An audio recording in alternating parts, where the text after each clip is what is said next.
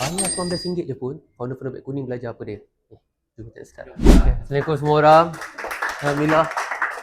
Okay, semua sihat. Apa yang saya nak share pada topik yang pertama ni, kita kena faham iaitu adalah lagi kecilkan beg kuning sebab kita nak fokus, banyak video fokus kepada satu beg kuning, itu lebih laju. Kita kena faham, kita kena fokus punya hero produk. 100 video, contoh kita fokus satu minggu tu, 70% fokus hero produk. Maksud 70 video fokus hero produk, 30 video tu fokus produk-produk lain. Barulah JMV Max korang laju. Yang seterusnya, apa yang saya share adalah, you kena faham, untuk nak min JMV Max ni yang paling basic adalah letak je bajet berapa, letak je ROI berapa. Lama-lama kita akan naikkan dia sampailah ROI 8 ke 20, sampailah 30. Tapi yang penting adalah apa dia? Bajet ni makan habis. Hari mesti 6 konten letak beg kuning, iaitu adalah 1 awareness, 1 consideration, 4 conversion. Penting tak konten letak beg kuning ni? Penting.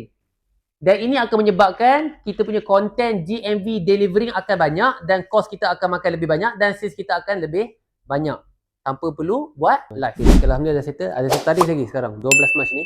So kalau korang nak sales tanpa live, bayar RM19 sekarang, baca kat bawah.